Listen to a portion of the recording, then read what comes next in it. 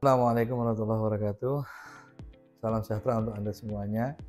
Perkenalkan, nama saya Gatot Satrio Winahyu, hipnoterapis dari Rumah Sakit AMC Muhammadiyah di Yogyakarta.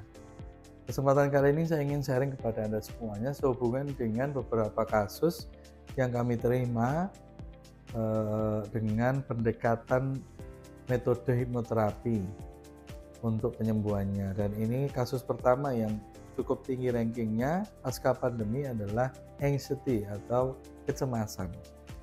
Kita tahu bahwa ketika pandemi terjadi, memang betul kasus kecemasan ini meningkat drastis, bahkan sampai pada level panic attack, serangan kepanikan ya. Bahkan kami pernah menangani panic attack itu dari jarak jauh. Kami di Jogja, pasien kami ada di Surabaya, dan tidak mungkin kami melakukan home visit ke Surabaya karena status Surabaya waktu itu adalah merah ya, cenderung ke arah hitam dari sisi kedaruratan pandemi.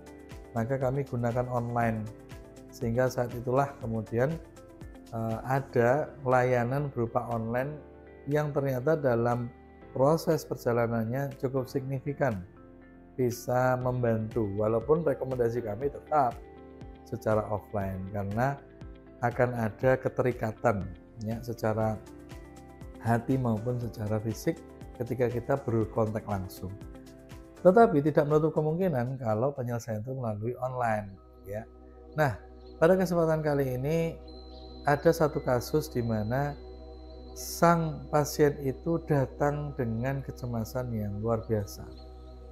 Biasa ya, kalau orang cemas mungkin itu sudah biasa karena memang setiap kali kita akan memasuki sebuah wilayah atau suatu kejadian atau peristiwa atau lokasi yang kita belum mengilmui, kita tidak tahu banyak tentang kejadian atau situasi pada saat itu, pasti akan muncul tuh kecemasan. Wajar. Namun kalau cemas itu sampai pada level hampir pingsan, saking cemasnya dia sampai tidak mau ditinggal kemanapun, harus ditunggui setiap saat ya. Nah, ini pasti akan merepotkan.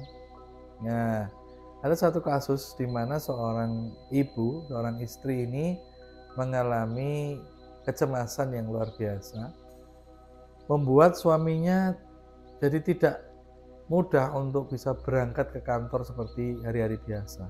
Karena setiap pagi sang istri ini berusaha untuk menahan suaminya itu agar jangan berangkat ke kantor. Temani saya di rumah, temani saya di rumah.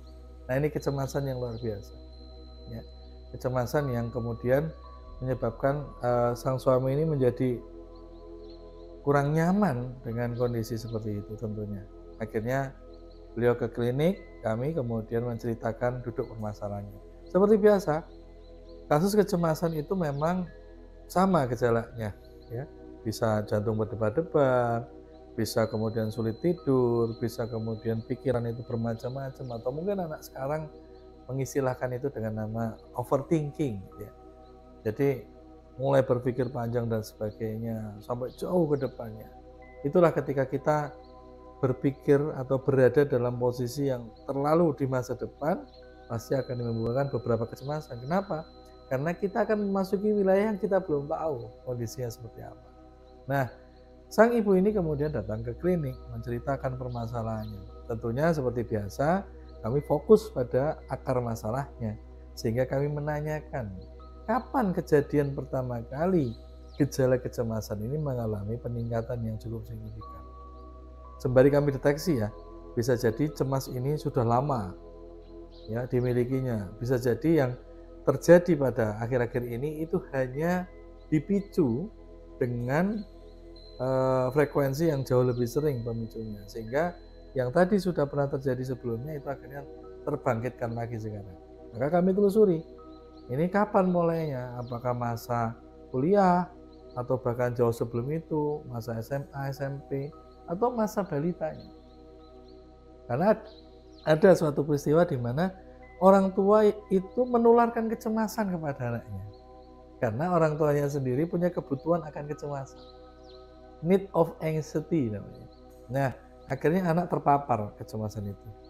Nah, kita tanyakan kepada sang ibu ini, sejak kapan kecemasan ini muncul?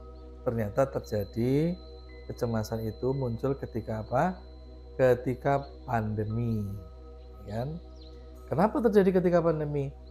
Anda pasti mengetahui pandemi tahun 2020, ya, bahwa terjadi proses banyaknya orang meninggal karena menjadi korban COVID-19 virus. Nah, maka sang pasien ini melihat betul prosesnya, dan tidak hanya satu, ada beberapa sanak saudaranya yang wafat karena qadarullah melalui COVID-19 ini. Maka kecemasan mulai menggerogoti. Tadinya hanya ritual biasa, tapi ketika berkali-kali terjadi dan itu frekuensinya sangat cepat, dia mulai berpikir bagaimana dengan dirinya. Akhirnya kita telusuri. Oke, kalau memang itu kejadian awalnya, maka kita selidiki. Sebetulnya apa yang paling mencemaskan yang terpicu oleh peristiwa COVID-19 pandemi itu. Akhirnya beliau cerita bahwa kondisinya memang masih muda, ya. Ini istri masih punya anak 2 yang masih kecil-kecil, SD dan SMP, dan kemudian dia melihat beberapa korban COVID-19 juga memiliki usia yang sama, mirip-mirip, karena ini teman-temannya dan saudaranya juga. Yang kemudian dia berpikir, terus gimana kemudian dengan anak kami, gimana kemudian dengan anak saya, sekolahnya kalau ditinggal gimana. Ada ketakutan akan kematian, ada kecemasan akan hal-hal yang sifatnya nanti kedepannya seperti apa,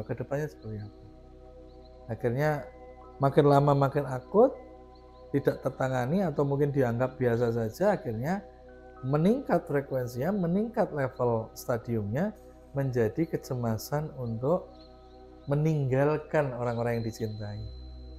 Jadi ketika anak berangkat sekolah, suami kemudian sudah mulai berangkat ke kantor, mulai muncul tuh kecemasan-kecemasan. Tidak lagi cemas untuk meninggal, ya, tapi cemas untuk ditinggal bahkan. Tidak lagi mencemaskan dirinya sendiri, tapi mulai mencemaskan gimana kalau orang lain, orang-orang terdekatnya, orang yang dicintainya juga akan meninggalkan dia. Tapi bukankah itu memang akan terjadi? Bukankah kita semua sudah ada jadwal untuk menghadap Allah Subhanahu wa taala? Maka kemudian kita lakukan, kita dengarkan semuanya, ya, ceritanya sampai habis, kemudian akhirnya kita lakukan hipnoterapi, dan teknik yang kita berikan seperti biasa, kami akan mengajak, menuntun pasien ini rileks, ya, secara dalam, kemudian masuk membayangkan ke sebuah tempat nyaman yang dia idam-idamkan selama ini. Ini untuk mengcover keamanan dan kenyamanan pasien. Jadi di bawah sadar dia akan kita berikan satu ruangan yang dia bayangkan sendiri, yang dia create sendiri di dalam bawah sadarnya, sebuah tempat nyaman. Bisa itu pegunungan, pantai, tempat tidurnya sendiri ya boleh, tempat ibadah favoritnya juga boleh. Bahkan di tempat yang khayal, imajinatif, fantasional itu juga boleh. Apapun, yang penting dia tenang dan benar-benar merasa bahagia, nyaman, pasrah sekali. Nah, setelah masuk ke sana, kami giring untuk kemudian berdialog dengan dirinya sendiri, berdialog dengan orang-orang berpengaruh, baik yang masih ada maupun yang sudah meninggal.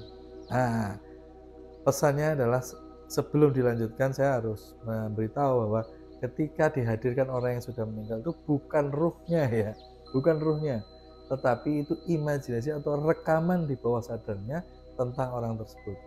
Bisa orang tuanya, bisa pamannya, atau siapapun yang cukup berpengaruh yang bisa memberikan dia motivasi, dorongan, perubahan positif dalam dirinya.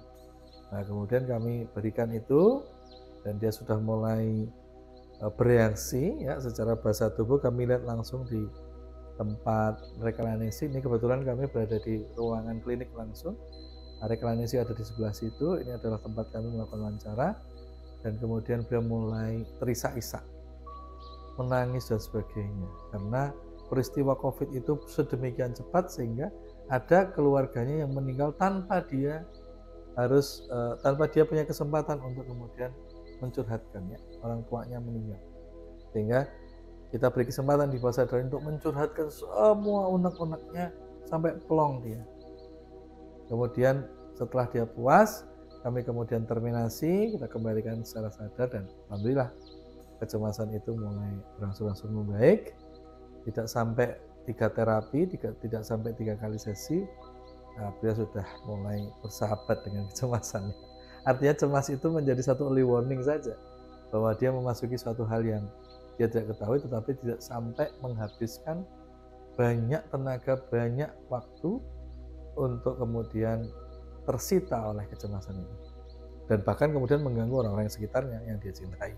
Tidak bisa beraktivitas seperti biasa, harus terus bergumul atau menemani pasien ini. Demikian Bapak Ibu Saudara sekalian, sharing saya tentang anxiety. Mudah-mudahan nanti kesempatan yang lain saya akan sharing lagi tentang gejala-gejala penyakit kejiwaan atau psikosomatik yang lain yang bisa jadi terjadi pada orang-orang dekat Anda atau terjadi pada kerabat Anda, sehingga Anda bisa segera menangani dan kemudian memperbaiki semuanya. Insya Allah dengan izin Allah tentunya semuanya akan segera membaik. Demikian, semoga yang sedikit ini memberi inspirasi dan motivasi, dan saya cukupkan sekian. Assalamualaikum warahmatullahi wabarakatuh. Salam bahagia, manfaat.